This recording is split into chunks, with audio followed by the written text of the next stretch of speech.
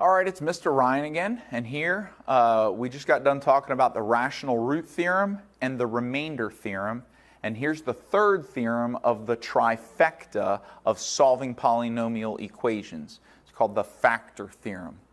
Now, in order to know what the factor theorem is, we have to remember what is a factor. Okay, well, we already said, because when we did the remainder or the rational root theorem, we, for example, looked at the factors of numbers. Like the factors of 6, that would give us the p's, right?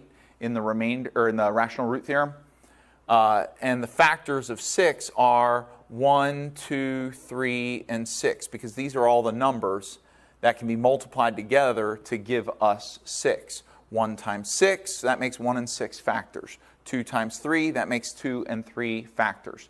Factors are mathematical elements that are multiplied together to give you a product, an outcome.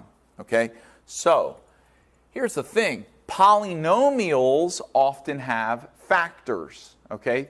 They often have a lot of times it's binomials that make them up. And you've already been doing this. Remember when we did factoring and we learned the different kinds of factoring? We took out the greatest common factor. We would do product sum factoring. There were special cases like difference of squares factoring. You're breaking a polynomial apart into multipliable pieces. For example, if I have x squared plus 4x minus 21. This can be factored using product sum factoring. Two numbers that multiply to negative 21 and add up to 4 are positive 7 and negative 3. And so x plus 7 and x minus 3. X plus 7 is a factor. X minus 3 is a factor. And that's what we're talking about when we're talking about the factor theorem. It's a theorem that helps us know whether a particular factor is or is not a factor of a polynomial. Okay? And we can use synthetic division to help us know what the factors are of a function. Okay? So we use the factor theorem along with the remainder theorem to determine this. Here's what the factor theorem says. The factor theorem says that if you divide a polynomial by a factor and you get a remainder of 0, that means not by a factor, by a binomial, by some polynomial. If you divide a polynomial by another polynomial and you get a remainder of 0, then that polynomial that you divided by is a factor of the larger polynomial. So it's probably easier just to show you how it's done. So here's what we're going to do. We're going to answer this question. We've got five polynomials over here, 5 binomials, possible factors. Which of the following are factors of f of x? You got x plus 2, x minus 2, x plus 3, x minus 3, and x plus 4. So what we're going to do is we're going to divide this using synthetic division. We're going to divide this polynomial by each one of these polynomials, and we're going to see which ones give us a remainder of 0. If it does give us a remainder of 0, then it is a factor. If it does not give us a remainder of 0, it is not a factor. Okay? So let's try x plus 2. Well, what am I going to put in the half box if I'm dividing by x plus 2? Remember, it's got to be the 0. What is the 0 of x plus 2? Negative 2, because negative 2 plus 2 is 0. So I'm going to put a negative 2 here. Then I'm going to put a 4. Then a negative 19, then a positive 19, and then a positive 6. Now I'm going to do my synthetic division. I'm going to put a 0 here. 4 plus 0 is 4 times negative 2 is negative 8. Negative 8 plus negative 19 is negative 27. Negative 27 times negative 2 is positive 54. 54 plus 19 is 73.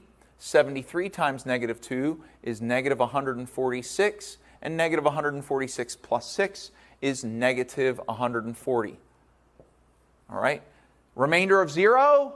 No. Therefore, x plus 2 is not a factor of 4x cubed minus 19x squared plus 19x plus 6. It's not a factor. Furthermore, by the remainder theorem, we know that if we were to plug negative 2 into this polynomial, the answer would be negative 140. So I'm just reflecting back on what we just learned about the remainder theorem. All right, now let's determine whether x minus 2 is a factor. So we're going to do synthetic division. We're going to divide this polynomial by x minus 2. So what's going to go in the half box?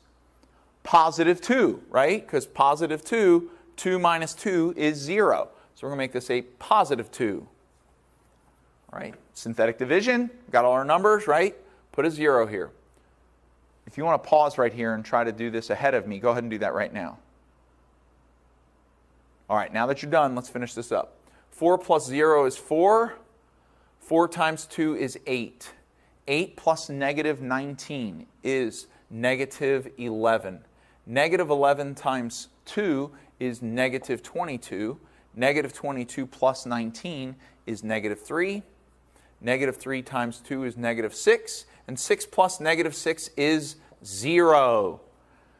That means two things. I want you to consider this. That means two things. The first thing it means is that because the remainder is 0, x minus 2 is a factor of this polynomial. It also means that if you were to plug 2 into this polynomial, the answer would be 0. So if you were given an equation where it said this equals 0, one of your answers would be x equals 2, because you're trying to find out where this is equal to 0.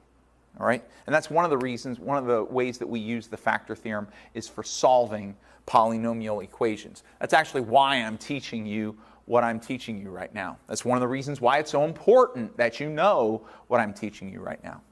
All right, so x minus 2 is a factor. Now let's find out if x plus 3 is a factor. Let's erase this. Let's erase this. We'll erase this. And now, why don't you go ahead and try this one on your own. See if x plus 3 is a factor of this polynomial. Use synthetic division. Go. All right. Now I'm going to try it. All right. If I divide this polynomial by x plus 3, what am I going to put in this half box here? It's the opposite, right? The opposite of plus 3, which is negative 3, because negative 3 plus 3 is 0. So I'm going to put a negative 3 in here. Now I'm going to do my synthetic division. I'm going to put a 0 here. 4 plus 0 is 4. 4 times negative 3 is negative 12. Negative 12 plus negative 19 is negative 31. Negative 31 times negative 3 is positive 93. 93 plus 19 is 112. 112 times negative 3 is negative 336. Plus 6 is negative 330. Not 0, right? And because the remainder is not 0, x plus 3 is not a factor of this polynomial. Not a factor of f of x. All right, let's try the next one. X minus 3. Let's erase this. We'll erase this. And what number are we going to put in the half box?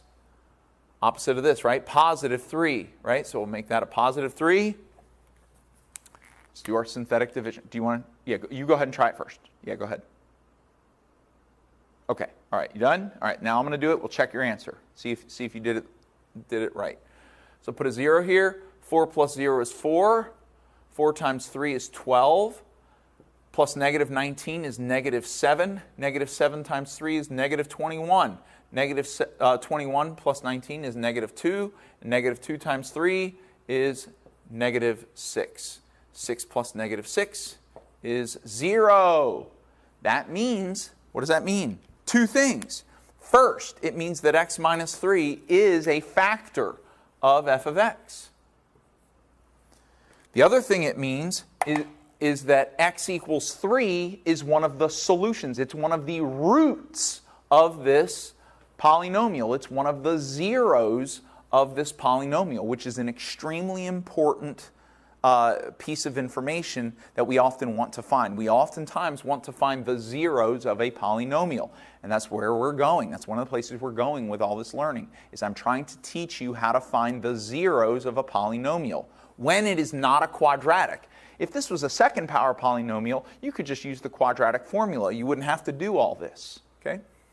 Let's do one more. We want to find out if x plus 4 is a factor of f of x. So let's erase all this, erase this.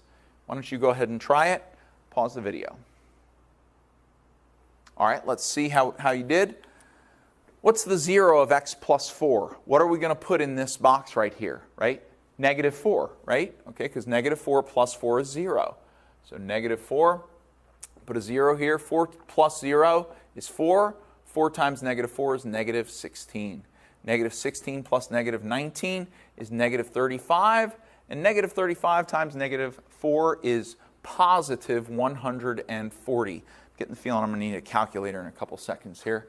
All right, so now 19 plus 140 is 159. And 159 times negative 4, oh, maybe I don't. Let's see, what's this? 300, 636. Negative 636. And now 6 plus negative 636. It doesn't really matter. We know it's not 0, right? So we're done. But I'm going to do it anyway. Is negative 630. So our remainder is not 0. Therefore, x plus 4 is not a factor of f of x. Okay? Well, that's the factor theorem. It's another one that you have to know. After lots of practice, you should be really, really good at identifying whether a polynomial is a factor of another polynomial. Okay. By the way, you don't have to use synthetic division. You could use polynomial long division. And maybe I'll do another video showing you a couple examples of how to use polynomial long division to determine whether something is a factor of a polynomial.